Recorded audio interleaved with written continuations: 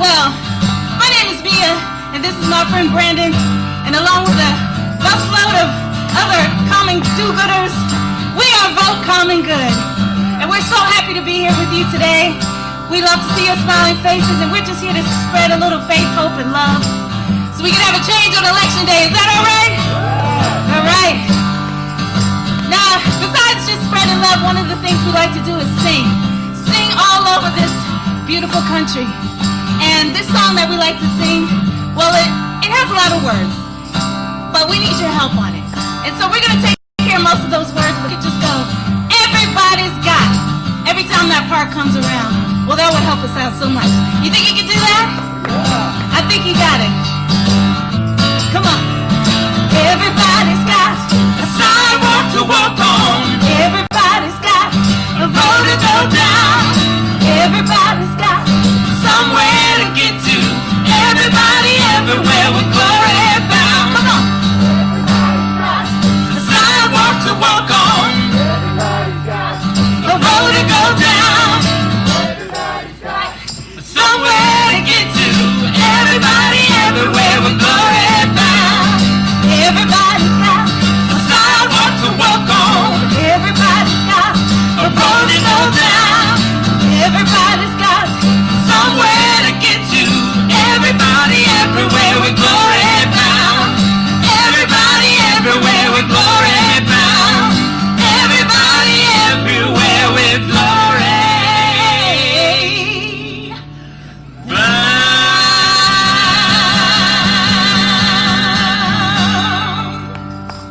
Hey. Thank you. Thank you, friends. Well, as me and Brandon said, we've been traveling around this good country of ours because there are some things that don't sit so well with our souls, friends. There's some things that we've been hearing, so it got us inside of that bus and put us in front of the White House on January 2nd. And we said we're going to travel this very fine country, whether that's in that bus or on the internet. We're going to travel around this good country because we're saying there's some other things that we need to be hearing around here. Yeah. And we appreciate you being with us today because salt of the earth and light of the world, we've been hearing people tell us that if you're a Christian, you have to vote for a Republican, and we are here to remind you that that just ain't so. And we've been hearing people tell you that the news is fake, but we're here to remind you that the news is good. And you've been hearing people say, oh, America first is all you need to worry about, but we know as human beings that we're called to care for the least of these and seek first the kingdom of God and not only care about our own good in the world. And you've been hearing people say that when you go to vote, all you need to do is stack the courts. But friends, you could gain the whole world and lose your very soul, and I got to tell you, I feel like the Republican Party has gone right off that cliff. I feel like people heard Jesus say, what does it profit a man to gain the whole world and lose his very soul? And they said, the whole world for my soul? Well, that's a deal I'll take. And we're here to remind you that's not a deal you should be taking today, and it's not a deal you should be taking on Election Day. Because you heard the president say, I'm so powerful I could shoot someone in the middle of Fifth Avenue and not lose any votes. We're here to tell you you are going to lose votes on November 3rd, and that's because faith, hope, and love is going to be what people are considering when they go to vote. Now, you've been hearing him say, it is what it is, and we're here to remind you that blessed are those who mourn. Because if you're going to mismanage a pandemic, if you're going to be so incompetent that you're going to deny and dither and do nothing when it comes to a pandemic that's ruling this country, the good people of this country are going to be heard on Election Day, and we're going to do something about it because we're not here just to pick on old Donald Trump. Now, look. We're going to make an argument that the man is unfit for office, that the guy has got to go, and we don't have to stand here and give a long litany of all the things that Donald Trump has failed. The man is like a self-cleaning oven, and he does all the work for you. So you can just watch him all day long, and you know that he's unfit for office and that he has got to go. What we are here to do is not tell you how bad he is. We're here to remind you of how good you are. We're not here to tell you that he's the problem. We're here to remind you that you are the solution. We're not here to keep all of our focus on this man. We are here to remind all of us that it's up to us to join together on Election Day, not to leave anyone out. There's been too much division, too much dividing, too much of this side against that side. And we're here to say, sure, the man is not up for the job. Yes, he's dangerous. Yes, he puts kids in cages. Yes, he allows people to target our soldiers. Yes, he's got a band of corrupt leaders and cohorts and advisors and consorters that are all going to spend their next 4 years in jail, but he is not going to spend his next 4 years in the White House. But we are here because we live in a time of significant change. We're living in a time when there's going to be a racial reckoning, there's going to be a political correction, and there's going to be a rise of people that care about one another again in this country. So we're really glad that you're here. Now, friends, we got to remind you this is a bipartisan effort. It's a bipartisan effort. We want to invite Republicans, Democrats, Independents, Green Party members, even the anarchists. We want everybody to vote against Donald Trump on election day. So we like to say this is the greatest bipartisan event that you're ever going to be a part of. And to get us off on the right foot, I'd like to introduce you to the poet laureate of the Vote Common Good movement. She's straight out of Mississippi with a little stopover in Atlanta and a little life in New York. She'll tell you all about that, ladies and gentlemen. The one, the only, the one you've been waiting to hear for your whole life and didn't even know it, our friend, the poet, Genesis B. Wow, thanks, Doug. I appreciate that intro. As Doug said, my name is Genesis B. I'm a hip-hop artist and an activist from Biloxi, Mississippi. You're probably like, dang, where's your twang? Where's your southern twang? Brooklyn took it from me. Brooklyn took it. I was in Brooklyn for 10 years. So yeah, as an activist, the last 5 years, I've devoted my energy and time to removing the Confederate emblem from the Mississippi state flag. Yeah, you can clap for that. Thank you. Really happy to announce that as of June 30th of 2020, Mississippi retired that flag. After 120 years, it flew. And that fight didn't start with me and my collaborators. It started with our ancestors. Like I said, the flag's been flying for 120 years, so I can't acknowledge the victory without acknowledging the blood, sweat, tear, and love of my ancestors. And yeah, Mississippi's a complex place, y'all. You know, like for me, when Trump came to office, to me, it just kind of exposed what America already was. You know, I didn't see much of a difference for people who look like me and love like me. You know, the violence that we face historically, the mass incarceration that we face, you know, all the things. So, if anything, Trump coming into office to show other white folks what America is to a lot of us who are not white, I appreciate that, actually. I do. Because maybe now, once you rip off the Band-Aid that's been covering the bullet hole, maybe we can actually start to heal. So, before I get into this first piece, I have a question for y'all. And it's not rhetorical. I would really appreciate an answer. There's no wrong answer. All right, so the question is, if Trump disappeared right now, what would America do? Cheer. Celebrate. Celebrate, cheer. Any other takers? What would America do? Stay independent. I like that. Speak. Sleep. Oh, all right. Brady said he's tired. There's no wrong answer. So if Trump disappeared today, poof, what would America do? Would there still be all this commotion? Would America still worship money? Would we still pollute the oceans? Would we still imprison black men and shoot them down with no emotion? Would women still be the smartest in the room and still get passed up for promotions? What would America do if Trump no longer exists? Would we still destroy our planet for profit? Would we still have private prisons, the new slave trade and auction? Would men still write laws dictating what women do with our bodies, stripping away anatomical autonomy? Would we still shame women who use sex as commodity, but not shame men who buy sex and pornography? Marinate on that. Would we still turn a blind eye to all this hypocrisy? What would America do if it was up to you? Would you finally purge law enforcement of white supremacist bigots? Would you finally have equal rights for poor whites and immigrants? Would preachers still use the pulpit to pimp our communities? Would boys still be boys, raping and assaulting with impunity? Would we still ignore the killing of trans folks? Because this is where America stands, folks. To know what would America do, I ask, what has America done? Well, for one, we massacred our native population. Yep, did that. From the blood of black slaves, we built the richest of nations. And we waged war before. We cried wolf with terrorist threats. Remember weapons of mass destruction? Y'all remember that? It's crazy how quickly we forget. I've seen America burn crosses on the lawn of my father. I've seen America separate mothers and toddlers. I've seen America vote for men whose only moral is money. Men who appeal to the sexism and racism of my beautiful Christian country. So we search for a savior to save us from the big orange goblin. Some magical Democrat that can solve all our nation's problems. But Trump is just a symptom of a money-hungry system that never had regard for our troops, no regard for the truth, no regard for the planet, and no regard for the youth.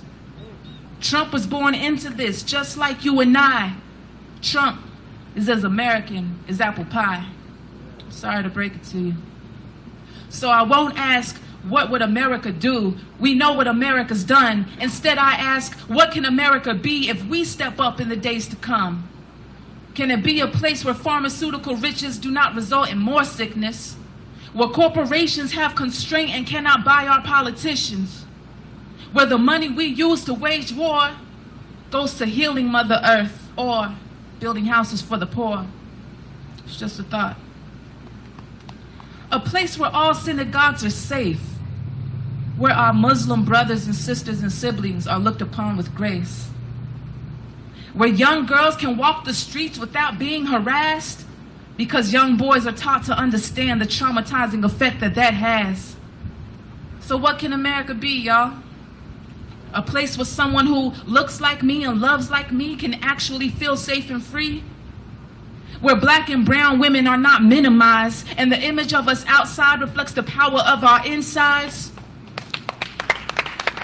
Our potential, our resilience, our imagination, and our brilliance. Because my ancestors fought for me to have a voice, they fought for me to have a vote, so I talk my shit and I cast my ballot. I honor them by doing both. Woo! That's right.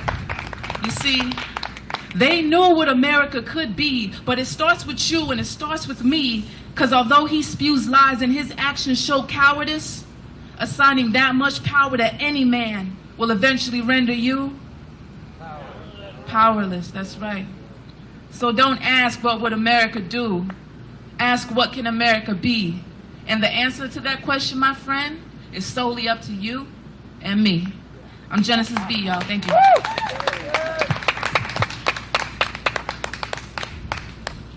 A little more for Genesis B. Come on, y'all. Do you feel good? Do you feel inspired? I do. Every time. Again, my name is Mia. This is Mario. We just got here from New York about an hour ago. And I'm already inspired. I'm all ready to go. And as I stand here under what I like to call the tree of life, I'm reminded that that tree, and they're not worried about the future. They're not worried about us and what we're doing every day. They're just going to keep growing. And their roots are so deep we can't even see them. They're all up under us. And they're just going to keep growing and getting more beautiful. And their storms are going to come, and earthquakes and tornadoes and what have you. And they're just going to stand there and ride it out. And so I believe that we can all be that strong. I believe that we can all be that strong, and we can stand together in the middle of a storm. We can stand strong, and that's called hope. So I wrote this song called I Hope so that I could be uplifted during these times, and I'd like to share it with you.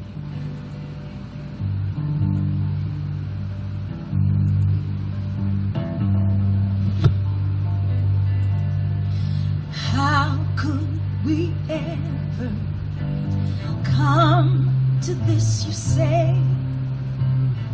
Our lives do not matter, and justice has no face. To study war and anger burns the fabric of our state, sends a message to our neighbors that we are from the fray. It's a long road to walk home, and I don't know where it is, but I hope. And when I'm too tired to carry on, I don't know if you'll be there, but I hope. Dream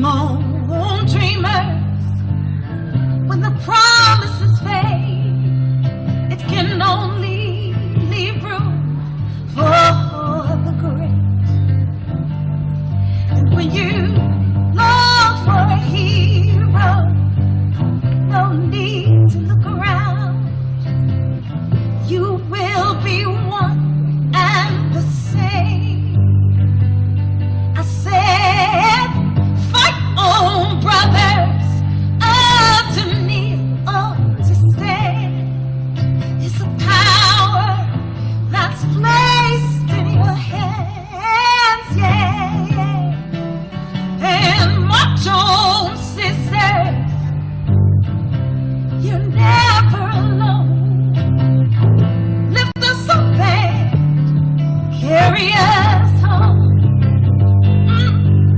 'Cause it's a long road to walk home.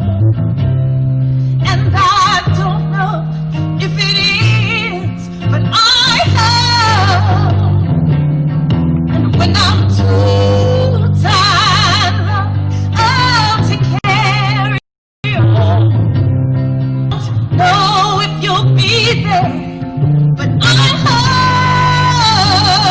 hope we've come too far now to turn around, and we won't back down. I hope, and you might say, we'll never see the end. No, no. Well, I don't know, my friend. I hope.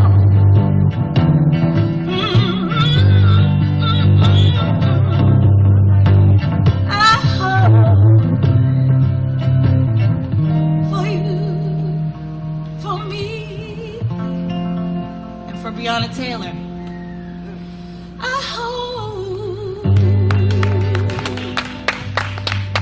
Thank you.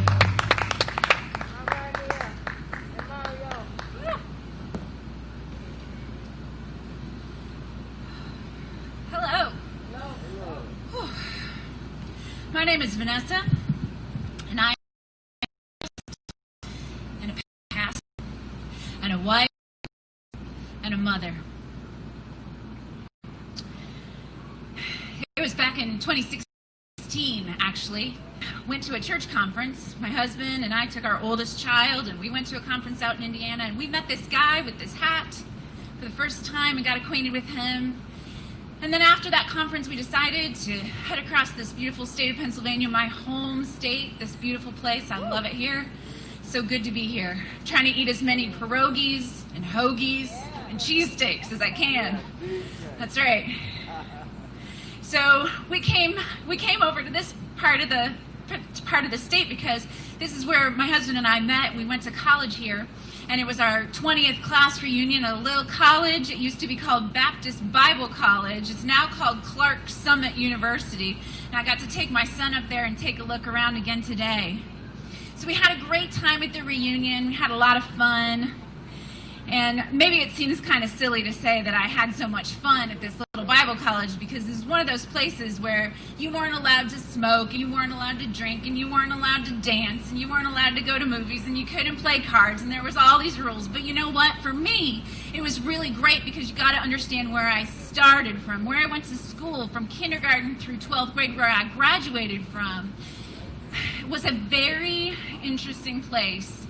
This little private Christian school, my parents really wanted to give us a good education, and so they did their best to send us to this private school. They thought it would be good for us. But I got to tell you that this school, I only know how to say it was a dark place.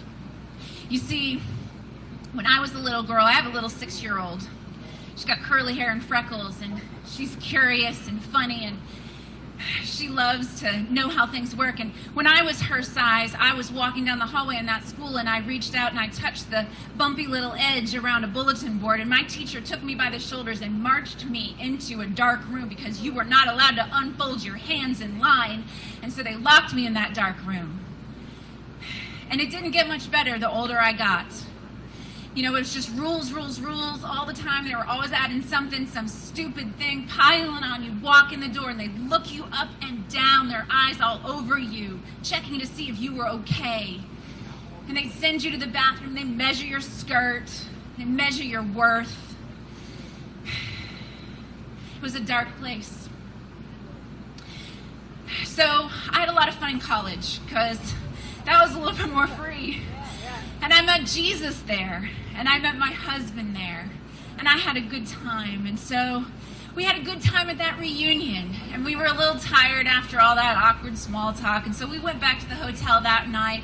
We turned on the TV, and we were going to fall asleep, and it was the news, and the news was on, and it was breaking news about the Access Hollywood tape. Do you remember the Access Hollywood tape, where Trump was bragging about what he could do to women? that he didn't have to ask permission. It didn't matter what they wanted. He could just put his hands all over them, put his mouth all over them, just assault them because he could. And I remember thinking, oh, good. This is the end of him, right? Because all those good people that I grew up with, they're not going to vote for this guy. But you know how that turned out. You know exactly how that turned out. And so on election day, my friends came to my house and we lamented like a funeral because our hearts were broken. We didn't even know what was going to happen, but we knew what was going to happen, the way you know. And so they started to get involved. I didn't know what to do. I grew up Republican. That was my team. I didn't look at what they said or what they thought. I just marked the R because that was my team, right? But my friends were starting to get involved, and they were going to protest, and they were asking questions, and they were finding out the truth about things. And so I didn't know what to do. I didn't know how to get involved. But on Inauguration Day, I was listening to a podcast, and I heard about a group that was coming together to replace our Congress people with ordinary, extraordinary Americans. People who we liked, people that we knew were helping their communities. And, you know, we all universally hate our Congress people. They have a 90% disapproval rating, but we keep sending them right back to Congress because we don't seem to have any other options. And so what do we need to do? We need to give ourselves some options.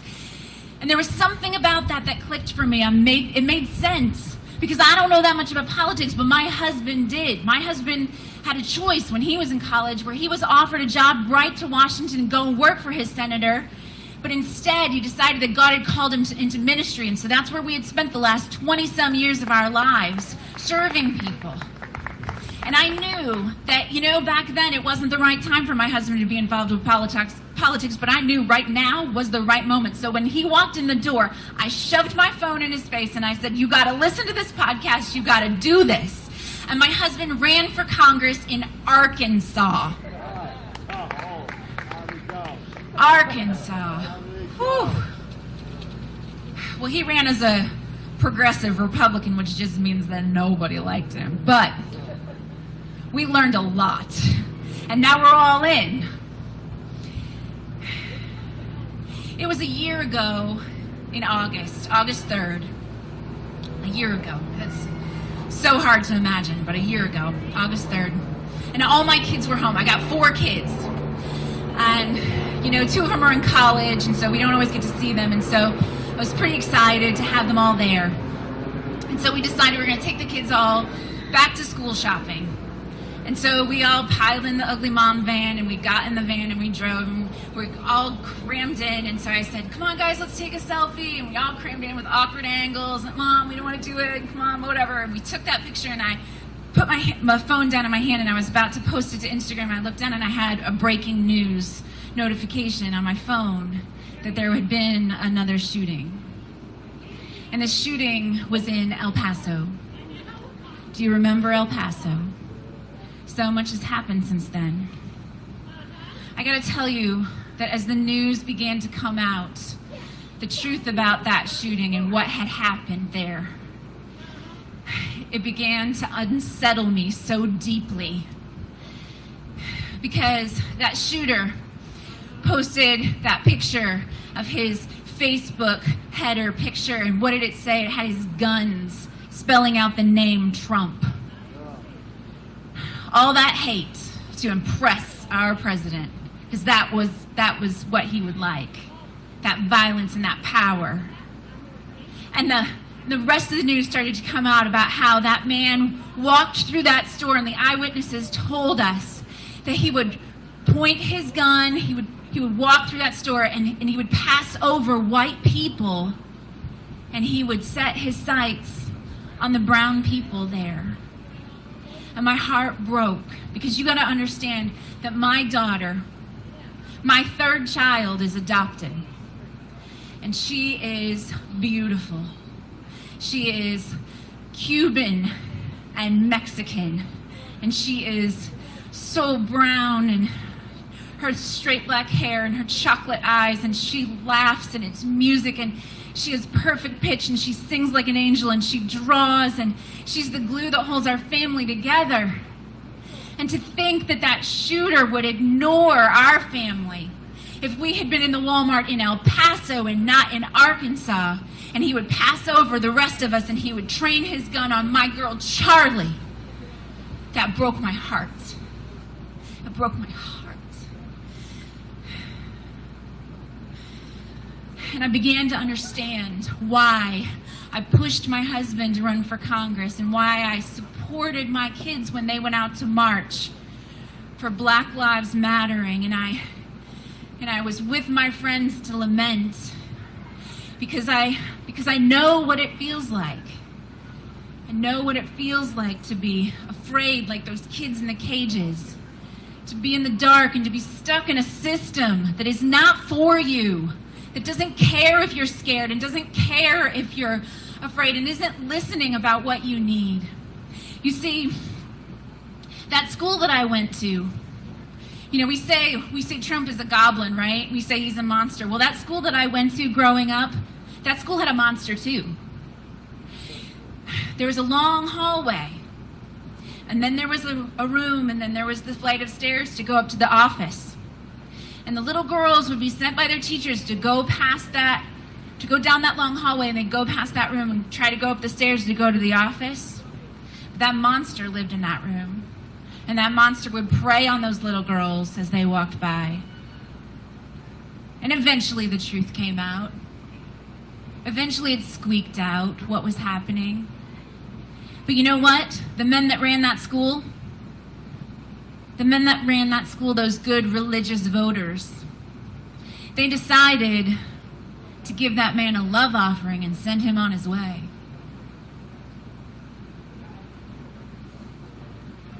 And I know that my story is not unique, because if you gather faith people together, we all have a story like that. We all know somebody. We all know that happened. That happened to those little children. And then we all know that evil happens. But I gotta tell you that there's a special kind of horror involved when evil is happening and good people know it and they don't do anything. This last 4 years has been like a walk by the room where the monster lives. We have had this monster's tweets shoved down our throats, and we have had his hands of overreach all over us with his executive orders. We needed a pastor when we were those little kids. We needed a pastor or a priest, and we got a pedophile. And now we need a president, and we have this piece of work. My teacher used to tell me, used to say, girls, you gotta look out for those international men. You know what an international man is? He's got Roman hands and Russian fingers. I am asking you tonight, do not give this man the love offering of your votes. I want to protect the vulnerable. I want to protect children. I want babies to be able to be born. But you can't make the world safe for babies by making it more unsafe for women. I am a mother. I'm a biological mother. I'm an adoptive mother. I'm a spiritual mother. I am asking you to vote for the common good. I am asking you to vote like a mother.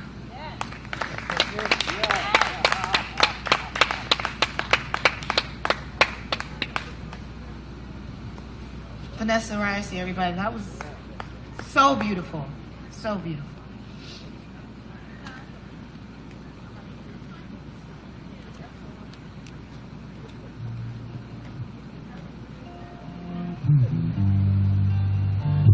It's times like these where we need to think about those stories, Vanessa.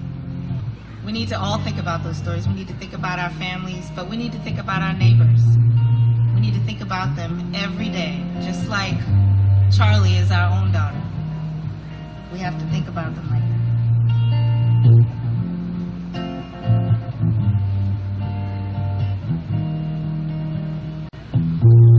You're broken down and tired from living life on a merry-go-round, and you can't find the fighter, no.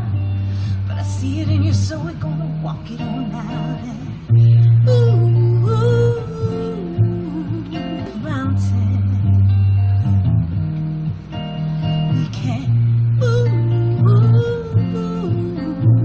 mountains, and we'll rise up, rise like the day. We'll rise up, rise unafraid. We'll rise up and do it 1,000 times again. And we'll rise up high like the waves. We'll rise up in spite of the aches. We'll rise up and do it 1,000 times again. When the silence isn't quiet, no, and you find it so very hard to breathe, yeah.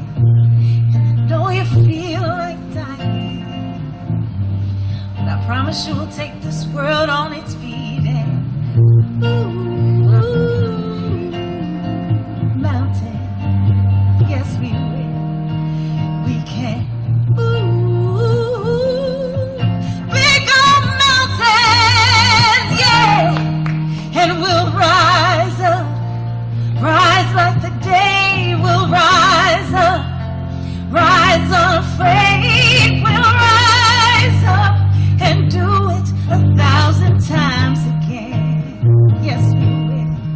And we'll rise up, rise like the wave. We'll rise up in spite of the aches. We'll rise up and do it 1,000 times again.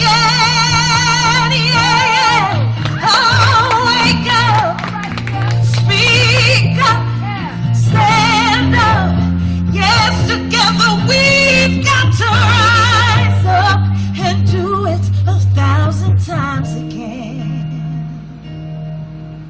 And we'll rise up, rise like the day.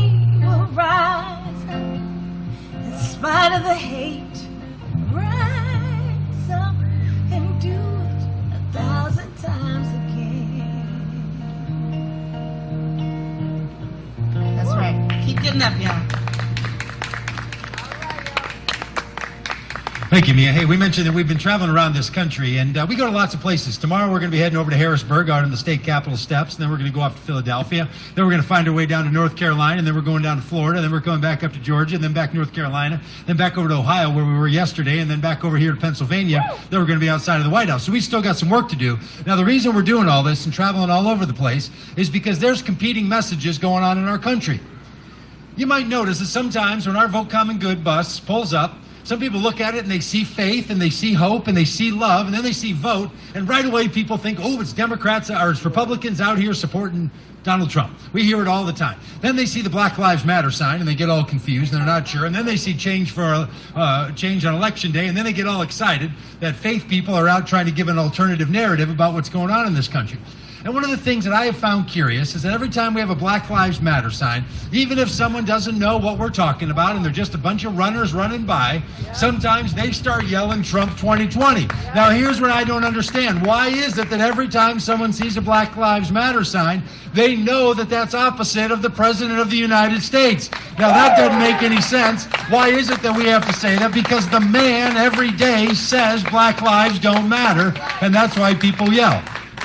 So we've got some competing narratives in this country, right? And people of faith have to rise up. Now, look, I'm going to tell you right now, I support Joe Biden. I want you to support Joe Biden. As we like to say, vote common good, vote early and vote often. Just don't do it in the same election. But get out early, and we want you to vote for Joe Biden on Election Day. Now, you might say, well, he's not exactly the guy I want.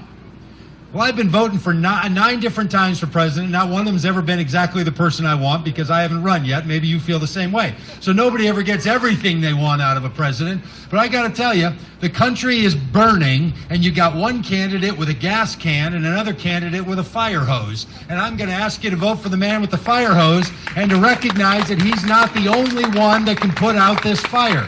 What this arsonist has done to this country is a fire that has to be put out by all of us. So join together with the man that's got the fire hose. But whatever you do, don't vote for the arsonist the next time around. Now, we're going to be traveling and doing all this, and we'd love to take you with us. Lots of ways to do that. If you're online, you can go to votecommongood.com, get signed up. We've got some postcards. We've got postcards that we're sending to people in Pennsylvania. Now, over on that table, you're going to pick up a pack of postcards, and that pack of postcards is going to have 15 postcards in it, and it's got all the kinds of signs that we've got going on here. And then it says, join me in stopping Donald Trump on Election Day. And inside that packet, there are 15 addresses of faith voters right here in this congressional district that we want you to mail one to faith voters in this district and ask them to join you. So join us any way you can. Now, here's another thing we're doing. We just launched today a national bake sale to save the post office because this president wants to ruin the post office like he ruined everything else, and Republicans and Democrats in Congress can't figure out how to fund it. So we're going to take matters into our own hands, and we are going to bake America great again by having a citizen-led national bake sale on October 17th, and we're going to shame the life out of these people for not funding the post office. So we'd love for you to go to SaveThePostOffice.us. See us over at the table. We'd love to have you be part of this. But more than anything, here's the single commitment we'd ask from you. You're going to spend an hour with us tonight. We'd ask you to commit an hour for the next 39 days to doing something about this election. 39 days until the most important election of our year. I would even say of our last 5 years. I would even say of my lifetime. I might even challenge anybody to say, has there ever been a more important election in any time than this one? Because what is on the ballot here is not just two candidates, and we hope you pick the one with the D beside his name, but there's more on this ballot than all the rest of it. So commit an hour a day for the next 39 days to do something about it. And just to give you a little promise, we're going to serenade you with the sweet sounds and the lovely strumming of our very own Brandon Pfeiffer, from Indiana. He's an Indiana boy with a heart that won't sit still, but now living in Chicago. Are you going to say all this? Are you going to say all am I stealing your thunder? But now living in Chicago, and he writes songs, and he sings other people's songs, and he's a minstrel of the Vote Common Good movement. So ladies and gentlemen, our friend, and your favorite musician with a flag on his face, Brandon Pfeiffer. Say John Cougar. John Cougar. I'm going to do a song called Hey America, which is a song written, I think it was written right here in Pennsylvania, by my friend Joel Weir.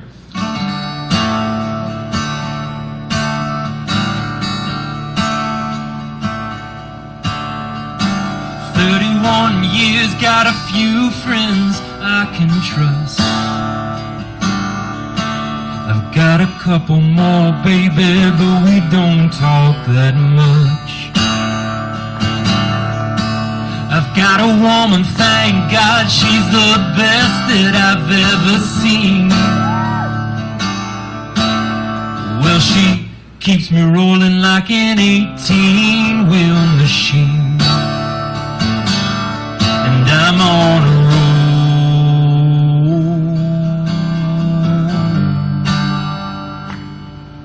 And hey, America,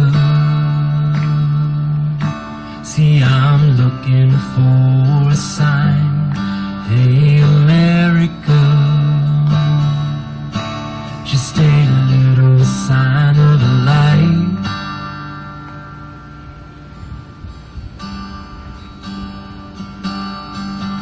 See, I'm an Indiana boy with a heart that won't sit still. Yeah, my cup is running over, but I still ain't got my fill. So won't you pray for me, Mary, that I keep my spirit right? And can you help me, Jesus, when I wanna give up this fight? 'Cause I'm on a roll. I'm rolling on.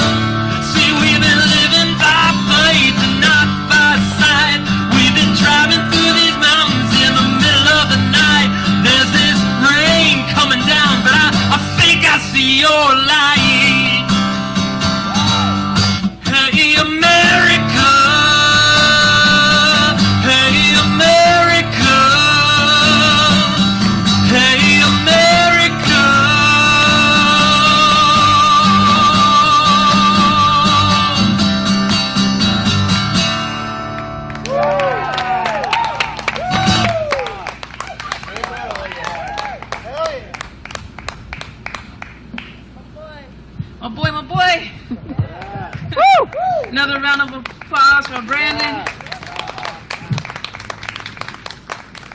All right, y'all. So I told y'all I'm from Mississippi, and I come from a long line of civil rights activists who fight against white supremacists and Confederate ideology. I know a thing or two about cowards.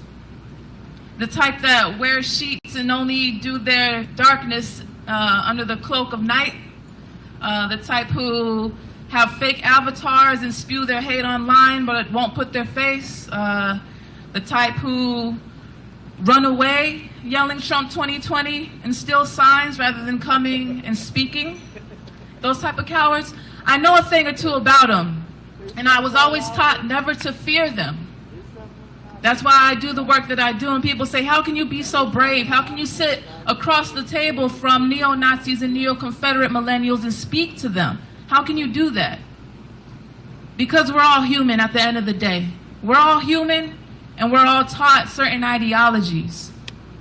So if you're not willing to engage and speak to other people, then you are really not interested in change. If you want to point at other people and say, they're the other, they're the problem, if you don't want to partake in healthy communication, you really don't want change in America. You're just a follower, not a leader. So change is happening slowly in Mississippi, and I always say if it can happen in Mississippi, it can happen all across America, because Mississippi is the microcosm of our nation.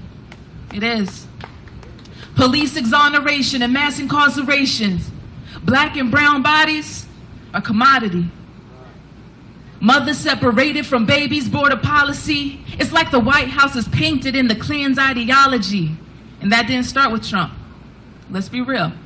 The White House is painted in the Klan's ideology, and our leadership is exploiting white poverty, keeping us separate and divided, gay versus straight, white versus black, based off of fear and far from the facts. See, I hail from a state called the mighty Mississippi. It's the land of unsolved murder mystery. I'm triggered by the trauma in my own family history. Because my dad was only 5 when the Klan drive by, bust bullets into his house with 6 children inside. On the back of the truck, a Confederate flag flying high. And these are the truths that some choose to deny. See, Mississippi, like America, eats your child and mine. The white supremacist lie is a prison of your own design. You forfeited your humanity in order to deny mine. See, Mississippi is a microcosm of a nation. It's a microcosm of a country that always needed me but never wanted me. My melanin and skin is a sin sentenced to build your economy. Pack the prisons, fill the quota, make us felons, never voters. Travel bans and deportation, killer cops, no resignations. Just federal indictments and mock trials. You see, my heart bleeds as the billboard reads, "Make America white again," as my favorite rapper concedes. Kanye. Making me question everything that I believe. But still, I love America. I do. Because I have hope. Some choose to jump ship, but some steer the boat. See, I just know it. I know that love and humanity lives in the smile of every child, in the heart of every kid. So be brave enough to break the curse. We need you at the polls, out in droves, fighting against this bigot you oppose. Study law, run for office, make a call, write your Congress. Use your voice and choose a march. Ruth is gone, grab the torch. You can read a book, write a rap. Shoot. Speak with truth and deal with facts. Because freedom and justice are under attack. You see, alt-right affiliation of Trump's administration, Confederate infiltration, neo-Nazis showing faces. Just fueling the fear and the hatred while expanding their corporations. Do you see now how Mississippi is a microcosm of our nation? My name's Genesis B, y'all. Thank you. Much love. Check. Thank you, Genesis B. That's right. We need leaders. We need leaders. And Genesis You are one great leader. So thank you. And we want to thank everybody for showing up tonight. And keep showing up. Keep showing up. No matter how hard it looks, how hard it feels. This song I want to sing tonight is called Ella's Song.